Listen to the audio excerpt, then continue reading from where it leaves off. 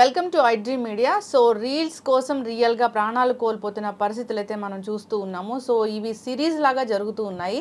So రీసెంట్గా అయితే Mumbai travel influencer Anvi కామ్ది కూడా ఇలాగే ప్రాణాలు కోల్పోవడం జరిగింది. జలపాతం అంచున రీల్స్ చేస్తూ 300 అడుగుల లోయలో పడిపోవడం జరిగింది. ప్రాణాలు కోల్పోయారు. సో విశ్లేషణ తెలుసుకుందాం. మనతో పాటు ఉన్నారు ప్రముఖ senior journalist and family counsellor Priya Chaudhary గారు.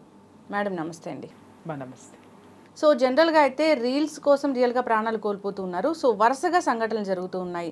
సో కాలంలో నీళ్ళు వస్తుంటే వస్తున్న దాన్ని క్యాప్చర్ చేద్దామని, లేదా ఇంకేదో జలపాతం అంచున నిలబడి తీసుకుందామని, లేదా సముద్రంలో అలలు వస్తుంటే మేము రీల్స్ చేయాలని ఇలాగా చేస్తూ ప్రాణాలు కోల్పోతున్నారు. సో రీసెంట్గా ఈ సంఘటన అయితే జరిగింది. ఇలాంటి వారికి మీరు ఏం చెప్తారు? అతి సర్వత్రా వర్జయేత్ అని, నువ్వు ఏ పనిలో ఉన్నా కూడా అది ఎంతవరకు చెయ్యాలో, ఎంతవరకు సమంజసమో అంతవరకే చేయాలి. దానికి మించి గనక నువ్వు చేసావు అని అంటే అది ఖచ్చితంగా బూమరాంగ్ అవుతుంది. అది డెఫినెట్గా అదే నిన్ను మింగేస్తుంది. ఇప్పుడు చూడండి, ఎవరైనా సరే ఒక పని భోజనం అమ్మ ఆకలేస్తుంది అని చెప్పేసి అని చాలాసార్లు మనం గమనిస్తాం. ఆకలేస్తుందని గబగబా తినేస్తాం. తినేస్తున్నప్పుడు ఒకరోజు విపరీతంగా తినేస్తాం. తినేసినప్పుడు ఎంత భుక్తాయాసంగా ఉంటుంది. అలాగే ఆకలేస్తున్న టైంలో మన శరీరానికి పడతదో లేదో కొన్ని పదార్థాలు ఉంటాయి, అవి మనకి తెలియదు. అబ్బా ఏదో ఒకట్లే తినేద్దాం అని చెప్పేసి అని తింటాం. ఆకలి తీరుతుంది, కానీ ఆకలి తీరిన వెంటనే దాని యొక్క ఎఫెక్ట్ మనకు చూపించేస్తుంది. అంటే ఏంటి, ఏ పని చేసేటప్పుడైనా సరే, దేనికైనా సరే, ఏది ఎంతవరకు అవసరమో, ఏది సరిపడుతుందో, ఏది ఎంతవరకు చెయ్యాలో అంతవరకు మాత్రమే మనం దాన్ని తీసుకోవాలి. అంతకు మించి మనం చేసాము అనంటే అర్థం ఏంటి అనంటే అది మనకి కరెక్ట్ కాదు. అది ఆ దుస్సాహసాలు చేయొద్దు. ఇవాళ విపరీతమైనటువంటి పోకడలు ఈ సెల్ఫీ పోకడలు అనేది వచ్చినాయి. ఇవాళ మనం ఈ వార్త మనం ఈరోజు మాట్లాడుకుంటున్నాం, కానీ ఎంతమంది సెల్ఫీలు దిగుదామని చెప్పేసి అని ముసళ్ళ పక్కన నిలబడి ముసళ్ళకి ఆహారం అయిపోయిన వాళ్ళు ఎంతమంది ఉన్నారు. అలాగే పాము కనపడంగానే పావుతో సెల్ఫీ అవుదాం అనగానే ఆ పాము ఎప్పుడైనా సరే గుర్తుపెట్టుకోండి, మనిషి పావుని చూసి భయపడతారు, కానీ పాము మనిషిని చూసి భయపడుతుంది. వీడు ఎక్కడ నన్ను చంపేస్తాడా, ఎందుకంటే పాము కాటేస్తుందామని వీడు భయపడి పారిపోతాడు, కానీ పాము వీడు నన్ను ఎక్కడ చంపేస్తాడని ముందే కాటేయడానికి సిద్ధంగా ఉంటుందన్నమాట. కాటేస్తుంది, అంత పిరికిది. ఆ పావు దగ్గరే నిలబడి సెల్ఫీలు చేసి గోలగోలు చేసేసరికి దానికి కంగారు వచ్చి కరిచి ప్రాణాలు పోగొట్టుకున్నటువంటి సంఘటనలు ఎన్ని లేవు. అలాగే లోయల్లో ఆ వాటర్ ఫాల్స్ వస్తున్నాయి. అరే వాటర్ ఫాల్స్ వస్తున్నాయి, ఉపద్రవం వస్తుందన్నా కూడా అక్కడి నుంచి కదలకుండా సెల్ఫీలు వీడియోలు తీసుకొని తర్వాత లైవ్లు మాట్లాడుకుంటూ ప్రాణం మీదకు వస్తుంది అనేటటువంటి దాన్ని కూడా మర్చిపోయి ఆ కనీసం కొంచెం కూడా జ్ఞానం లేకుండా దేనికోసం వెళ్తున్నారు వీళ్ళు. రికగ్నైజేషన్, గుర్తింపు రావాలి, కాదని అనడం లేదు. నువ్వు చేసేది ఒక ప్రొఫెషన్ ఎంచుకున్నావు, కాదని అనడం లేదు. నీ ప్రాణానికంటే మించింది అమ్మాయి ఏ సాహసమైనా కానీ. ఒకటి. రెండోది, అది అసలు నువ్వు వెళ్తున్నావు, ఒక చోటుకి వెళ్తున్నావు, ఒక ప్లేస్ని నువ్వు ఎంచుకున్నావు అంటే అది ఎంతవరకు నీకు సెక్యూరిటీని ఇస్తుంది. ఆ సెల్ఫీ నువ్వు ఎవరి పక్కన తీసుకుంటున్నావు, దేని పక్కన తీసుకుంటున్నావు, దానివల్ల నాకేమన్నా ప్రమాదం ఉన్నదా, లేదా దాన్ని నేను ఫేస్బుక్లో పెట్టడం వల్ల సమాజానికి ఏమైనా ప్రమాదం ఉందా, ఇవి రెండు ఎందుకు ఆలోచించరు వీళ్ళు? ఆలోచించకుండా చేసేటటువంటివే ఇవాళ చాలా వరకు కూడా పిచ్చి పిచ్చి సెల్ఫీలు, పిచ్చి పిచ్చి అన్ని. నిన్న మొన్నగాక అదేంటి తిరుపతిలో ఒకడు వీడియో చేసి అడ్డంగా బుక్ అయ్యి నానా బీభత్సమైంది. అదే నువ్వు ఏది పడితే అది చేసేసుకుంటూ కూర్చున్నావు అనంటే సమాజం ఎప్పటికీ కూడా మెచ్చదు. అలాగే ప్రమాదాల అంచున నిలబడ్డం అంటారు. వీటిలో అంచున నిలబడ్డావు అనంటే అది అంచు, ఏమాత్రం బ్యాలెన్స్ తప్పినా కూడా ఇలా ప్రాణాలకే ప్రమాదం వస్తుంది. అందుకే జనం మన పెద్దవాళ్ళ సామెతలు ఊరికినే పెట్టలేదు. ప్రతిదానికి నేను సామెత ఎందుకు తీసుకుంటాను అంటే మనం గుర్తు చేసుకోవాలి. అతి సర్వత్రా వర్జయేత్. నీకెంతవరకు సెక్యూరిటీ ఉంటావో, నీకెంతవరకు అవుతుందో అంతవరకే, నీ యొక్క శక్తి ఎంతవరకు ఉందో అంతవరకే చెయ్యి. లేనప్పుడు దాన్ని వదిలే. ఆ వాడికంటే నేను ఎక్కువ వెళ్ళాలి అని నువ్వు ప్రయత్నం చేయడంలో తప్పు లేదు, కానీ దాన్ని నువ్వు పాటించటంలోనే ఎక్కడ లేని తలకాయ నొప్పులు ఉన్నో, ఎక్కడ లేని ప్రమాదాలు నీకు వస్తాయి. కొంతమందిని చూస్తూ ఉంటా, ప్రాణాలు పోగొట్టుకునే వాళ్ళు ఒకళ్ళైతే, కొంతమంది అసలు ఏం వీడియోలు చేస్తారో వాళ్ళకే అర్థం కాదమ్మా, ఏమి పెడుతున్నారో వాళ్ళకే అర్థం కాదు. ఏదైనా సరే వీడియోలు చేసేయాలి, ఏదైనా సరే పెట్టేసేయాలి.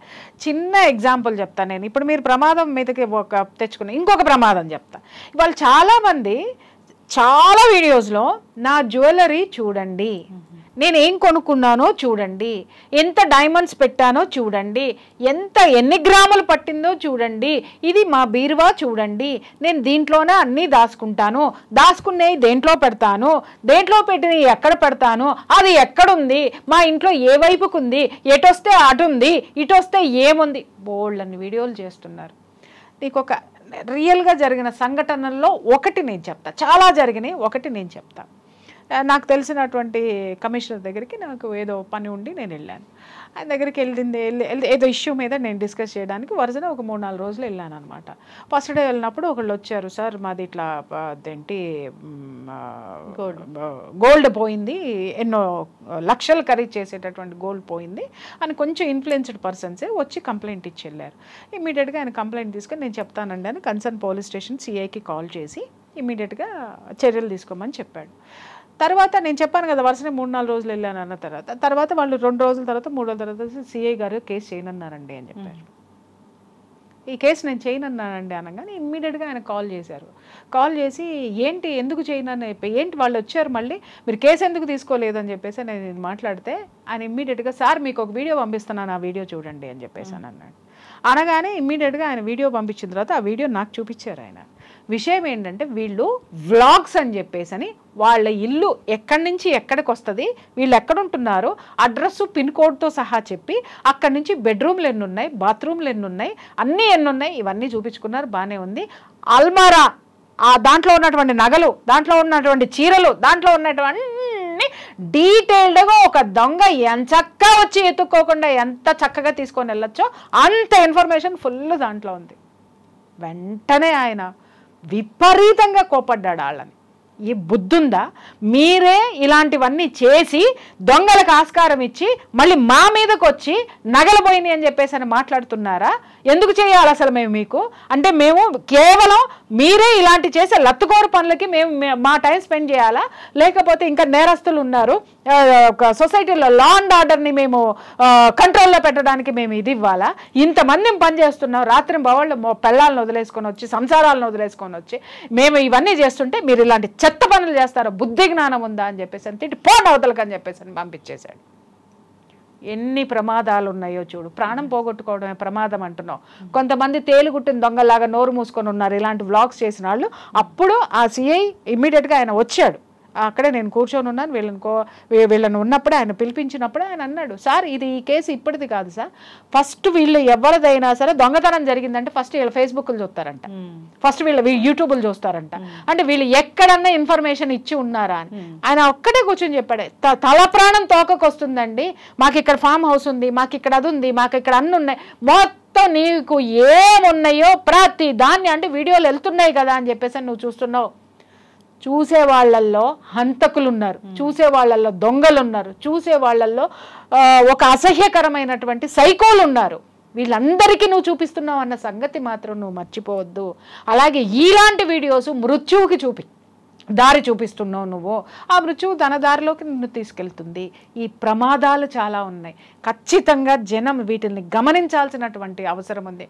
పిచ్చి వీడియోలు, పిచ్చి కథలు ఏమ్మా వీడియోలు చేయండి, ఒక మంచి వంట చేయండి, లేకపోతే మంచిగా తయారవడం అన్నీ చేయండి, కానీ ఎంతవరకు చెయ్యాలి, ఎంతవరకు చేయాలి?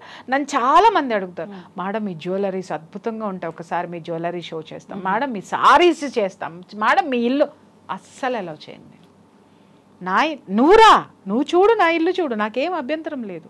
అలాగే నేను వేసుకునే నగలు జనాలందరూ స్క్రీన్ మీద చూస్తూ ఉన్నారు కదా, చూడనివ్వండి. మళ్ళీ దాని గురించి నేను ఏం పడింది, ఎక్కడ కొన్నానో చెప్తా, కావాలంటే మీరు వెళ్ళి కొనుక్కొచ్చుకోండి.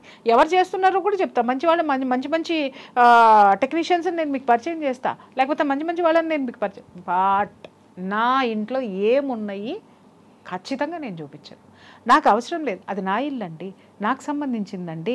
ఎవరైనా చుట్టాలు వచ్చారు అని అంటే వండర్ ఫీల్ అవ్వాలి నా ఇంటికి. నేను ఆల్రెడీ వీడియో పెట్టేశాను అనుకోండి, నా ఇంటికి వచ్చినాడికి కొత్తదనం ఏముంటుంది, నా ఇంటికి వచ్చినాడికి ఒక పాజిటివ్ ఎనర్జీ ఏముంటుంది. ఎందుకంటే నువ్వు గొప్పగా బతుకుతున్నావని పడేడ్చే వాళ్ళు కూడా చాలామంది ఉంటారు. ఆ వీడియోస్ చేయడం వల్ల ఆ నెగిటివ్ ఎనర్జీ నీ ఇంట్లోకి వస్తుంది. ఆ నెగిటివ్ ఎనర్జీసే మనకి ఎన్నో జరుగుతూ ఉంటాయి. ఇవన్నీ కూడా గమనించాల్సినటువంటి అవసరం ఉంది. ఒక మంచి గుడిని చూపించండి, ఒక అమ్మవారి గురించి చెప్పండి, లేదా ఒక దేవుడిని గురించి చెప్పండి. లేదు దేవుళ్ళ దేవుళ్ళొద్దు, అమ్మవారొద్దు, మంచి ఒక జ్ఞానం, ఒక మంచి వైద్యుడి గురించి చెప్పండి, వైద్యం గురించి చెప్పండి. ఎంతో ఉందమ్మా భాండాగారం, నాలెడ్జ్ భాండాగారం మన ప్రపంచం. ఆ ప్రపంచంలో మనిషికి ఉపయోగపడేటటువంటిది విద్య, వైద్యం, తర్వాత ఆరోగ్యము, అలంకరణ గురించి ఎన్నన్నా చెప్పండి, మంచి చెప్పండి. అంతే తప్పితే చాలామందిని చూస్తున్నాను కదా, ఈరోజు నేను ఈ చీర కట్టుకుంటున్నాను, ఎలా కట్టుకుంటున్నానో చూడండి. ఇప్పుడు ఏంటంటే డ్రెస్ చేంజింగ్ కూడా చూపించేస్తున్నారు వీడియోల్లో. ఇంతకు మించి యువత ముందుకు పోవడం లేదు, ఇంతకు మించి పౌరుడు ముందుకు నడవడం లేదు. ఈ యూట్యూబ్లో దరిద్రం వచ్చిన తర్వాత ఎంతసేపు కూడా మీరు చేసే వ్యాపారాలని ఖచ్చితంగా యూట్యూబ్లో పెట్టండి, ఎందుకంటే మీకు డబ్బు తెచ్చి పెడుతుంది, మీ వ్యాపారం 10 ఇంతలకు వెళ్తుంది. అంతేగాని మీరు చేసే ప్రతిదీ, నేను ఇవాళ ఏం అన్నం తింటున్నాను ఏదో ఒకరోజు చూపించు, బాగుంది, నేను ఈరోజు ఏం తింటున్నానో మీరు చూడండి అనంటే, నువ్వు తినే తిండిలో ఎంతమంది దిష్టి పడుతుంది, ఎంతమంది కళ్ళు పడతాయి, అది నీ ఒంటికి సహిస్తుందా లేదా, ఇది గమనించాల్సిన అవసరం లేదా? చాలామంది చాదస్తమని కొట్టుపడేస్తారు.